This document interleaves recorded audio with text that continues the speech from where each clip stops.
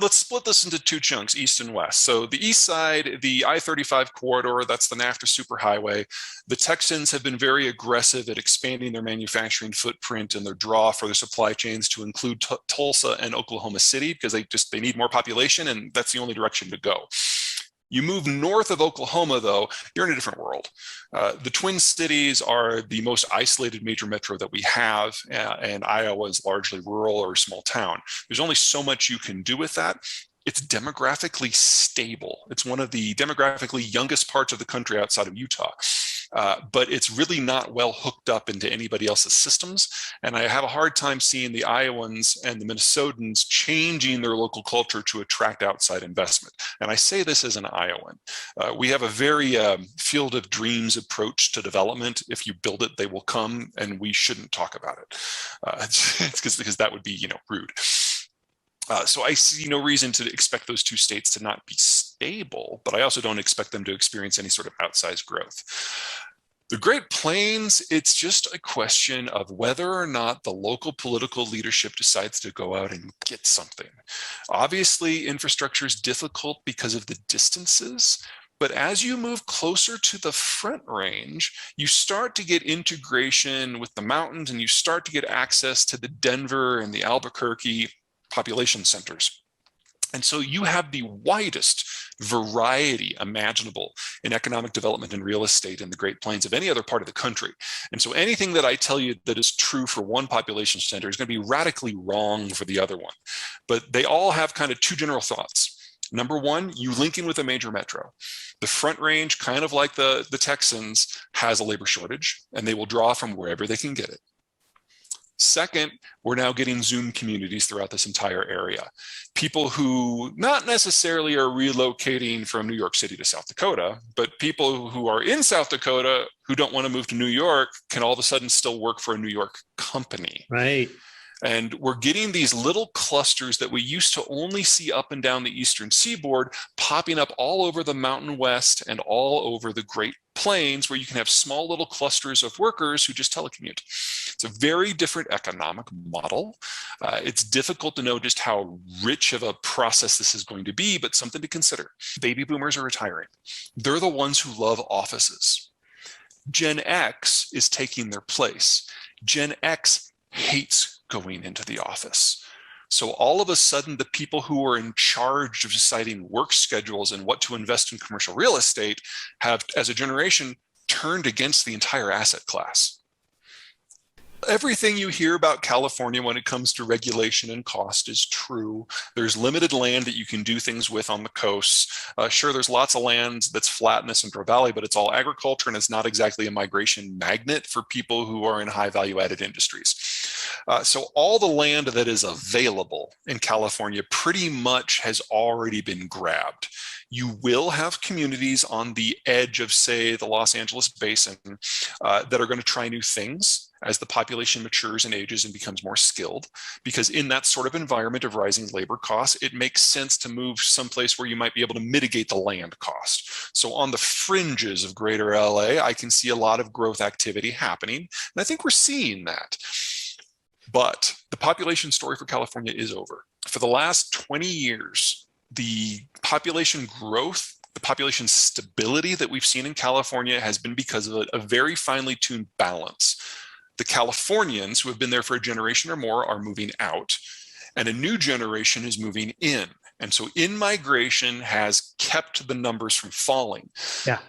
But the same urbanization and depopulation push that hit the Europeans 60 years ago hit the Mexicans 25 years ago. And Mexico's population is now stalling. And Mexico's ability to send people north of the border is ending. And if you add in the baby boomer retirement, California is probably looking at decades of depopulation moving forward.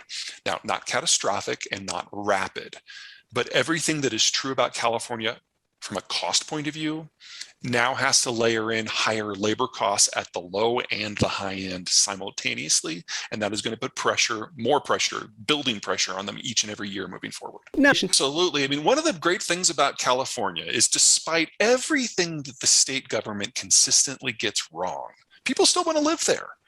And so if you can take actions at the margins to remove some of those barriers, you will have an outsized impact. It's a lot of low-hanging fruit that California can address should it choose to. Now, I don't want to predict that they're going to choose to do it, because this is a state that has spent 90 years trying to get a meaningful rail connection between the northern and the southern half of the states and still hasn't been able to pull it off. I mean, this is like 1870s levels of urban planning that California just can't wrap its mind around. But each individual tiny little, and from the point of view of everyone else in the country, incremental, almost infinitesimal improvement, you can do a lot. They just need to do it. I see Oregon and Washington, at least the western part where the major population centers are, as the next California. And I don't mean that in a good way. The amount of land that they have to work with is even lower, and they are a much more rapidly aging population, which makes it even more difficult for anything to happen. So just when you're dealing with issues like coding, civic code, not coding, it's, in my opinion, even more intractable when you're talking greater Portland or greater Seattle. Now, if you move to the other side of the mountains, into the interior, and you kind of have an echo of what's going on in the Great Plains. Talk about places like Yakima and Bend. Yeah, and Tri-Cities. You know, these are very rapidly growing places. They've got high quality of life. They benefit from the infrastructure of urban-dominated states who still splash the money on the rural regions. They're physically beautiful. The weather is reliably good. So just like in California, you can have this split between an urban core that is wrestling and losing when it comes to the major changes going on, and some smaller population centers that most people don't really think about, so like Tri-Cities might be the Sacramento of Washington, if you will, that actually have a ridiculously complex cultural scene locally and are very rapidly growing urban areas. Sure, one is demographic, one is financial. On the demographic side, the same thing that's happening in the United States with the retirement of the baby boomers is happening in the wider world. But what is unique about the American baby boomers is they actually had kids. So we've got the millennials, which are a large generation, which are providing a lot of consumption and ballast. That doesn't exist in most of the rest of the world. No one else's boomers really had children. So when they move into retirement, they take their paychecks and their labor with them. A lot of these places are going to hollow out. And if you're a boomer in that environment and you have the money, you're going to try to leave, because the services won't be there, the tax base won't be there, the government activity isn't going to be there, and you're looking at general economic degradation on a broad scale that we have not seen as a species in well over a century and a half. That's kind of piece one. Piece two, if you're a government in this environment and your tax base is hollowing out and global trade's going away, your only real option left is to print currency to pay the bills.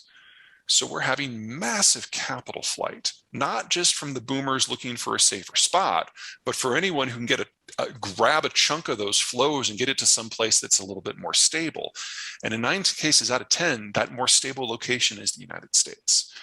So we have seen over the last 10 years an accelerating flow of funds and people at the top end from the wider world to the United States. I expect that to double and triple in the next few years.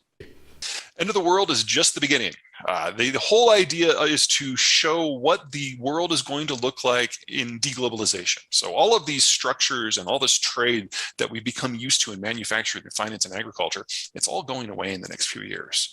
So the book's process, the book's topic is to figure out what is next. What does our world look like when it's no longer connected? Well, the original plan was for the world to fall apart in a more or less sedate schedule over the course of a decade, but COVID has just thrown that plan into the blender.